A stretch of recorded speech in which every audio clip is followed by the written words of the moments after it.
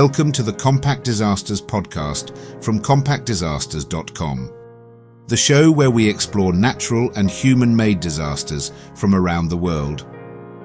This is episode 60, the Tangiwai rail disaster. On Christmas Eve in 1953, as families across New Zealand prepared for festive celebrations, the Wellington to Auckland Express made its routine journey north.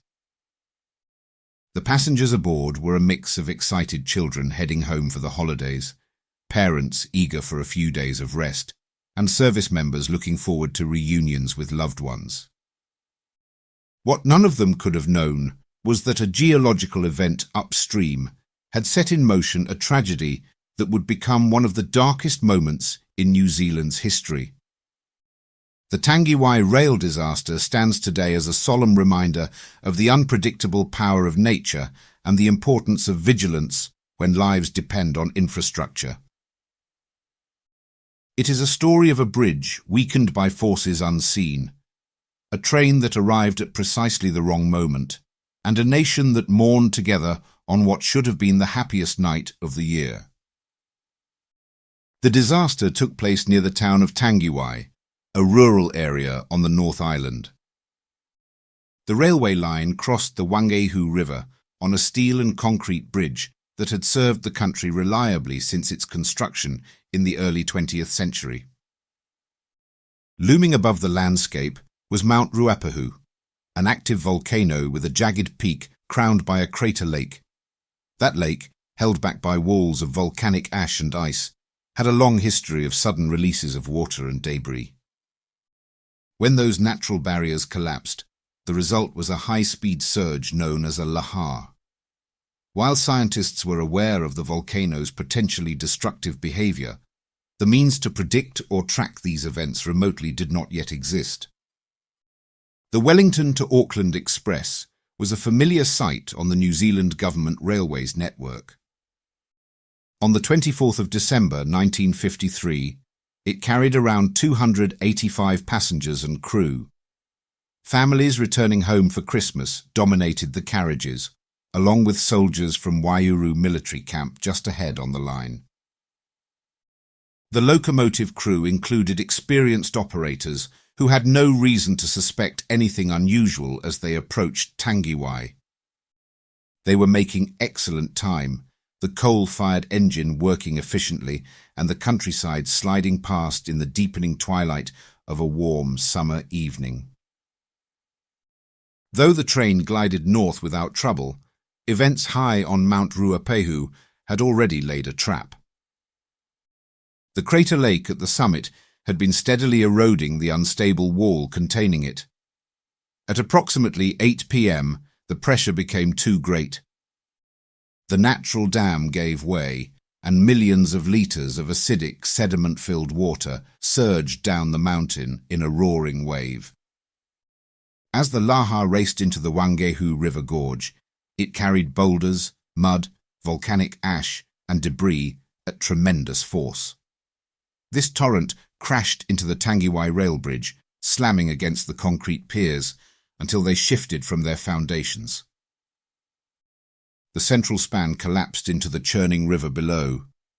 When the waters briefly settled, the damage remained hidden in the darkness, and there was no warning system to alert the railway network to the danger. As the express train hurtled towards the bridge at full speed, the crew could not see that the track ahead was no longer in contact with solid ground. However, minutes earlier, someone else had noticed that something was terribly wrong. A local man, Cyril Ellis, had seen the lahar hit the bridge and realized the train was coming. Racing to the tracks with a torch, he attempted to signal the driver. The locomotive's crew saw the light but had too little time to react. The driver, Charles Parker, cut the throttle and applied the brakes, but the heavy engine's momentum carried it forward. The damaged structure could not hold, and at 10:21 p.m., the locomotive and the first several carriages plunged into the raging river. Those in the detached rear section survived the fall from the tracks, but experienced violent jolts as the remainder of the train came to a halt on the unstable edge of the collapsed bridge. Inside the carriages that fell into the Wangehu, chaos erupted. Water smashed through windows and doors, sweeping passengers out into the torrent. The fast-moving lahar had filled the river with thick, acidic mud, making swimming nearly impossible. Many passengers were trapped, pinned by seats or debris, while others were swept downstream into the darkness. Despite desperate attempts to reach those in peril, the river claimed lives quickly. Only a few managed to escape by breaking free, clinging to floating wreckage, or fighting their way to the banks, where rescuers braved dangerous conditions to pull them clear. Although the disaster unfolded in a matter of seconds, the rescue effort began almost immediately. Local residents rushed to the scene with ropes, lanterns, and sheer determination.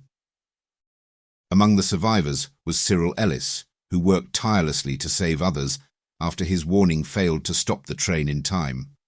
The fireman, Lance Redman, survived the plunge and continued assisting in rescue efforts until exhaustion overtook him. Through the night, rescuers battled the river to retrieve survivors and recover the deceased. Their bravery and compassion offered a faint light in a night otherwise defined by loss. News of the tragedy spread rapidly. By Christmas morning, the scale of the disaster became clear. Of the roughly 285 people on board, 151 lost their lives. Many of the victims were young soldiers returning to spend the holidays with family, and their loss was felt particularly sharply by military communities. New Zealanders awoke to headlines that replaced festive joy with national grief. Families gathered not for celebration, but for anxious confirmation of who had been lost and who had survived. Prime Minister Sidney Holland and the Duke of Edinburgh visited the site soon after, underscoring the profound sense of collective sorrow. In the months that followed, investigators examined the bridge and the surrounding environment. They determined that the lahar was responsible for undermining the structure and dislodging its central supports. While the bridge met the engineering standards of the time, it was not designed to withstand the extraordinary pressures generated by a volcanic surge of this magnitude. The tragedy exposed a need for better monitoring of environmental risks in areas where critical infrastructure intersected with active geological landscapes. Authorities soon implemented new precautions, including enhanced observation and data sharing between geological and transportation agencies. However, it would take decades for more sophisticated automated warning systems to become standard. In the years after the disaster, efforts were made to honour those lost.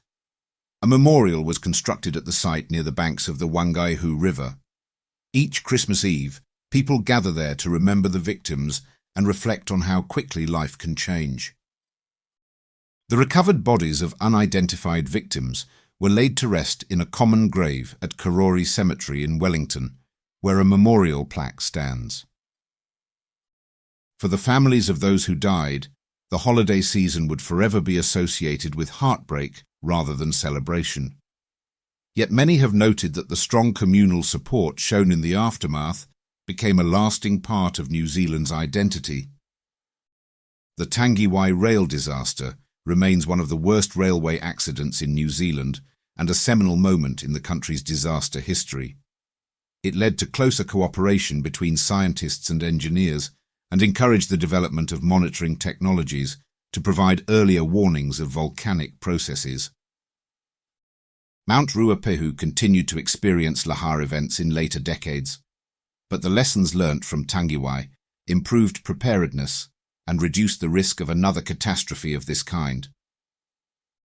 The story of that night continues to be taught and remembered to ensure that safety procedures evolve alongside our understanding of the natural world. Christmas Eve, 1953, should have been a night filled with laughter, arrival halls, and warm embraces. Instead, it became a marker of profound loss, etched into New Zealand's history by a swift and merciless surge of volcanic water. The Tangiwai rail disaster demonstrated that the beauty of the country's volcanic landscape carries with it unavoidable risk. Although time has softened the raw edges of the tragedy, the memories endure in memorials, in families still affected, and in the national commitment to never again allow nature's warnings to go unnoticed. The river continues to flow beneath the rebuilt bridge at Tangiwai, but every December it flows beneath a moment of silence, a reminder that even in the season of joy, sorrow can strike without warning.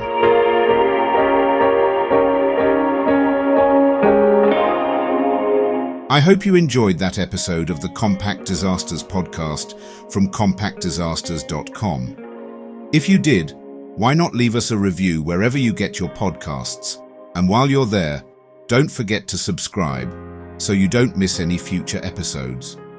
If you would like to support us more directly, please consider buying us a coffee.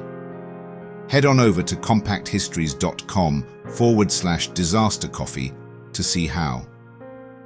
Also, please check out our other Compact podcasts. You will find them all at compacthistories.com. Thanks for listening, and I'll see you next time.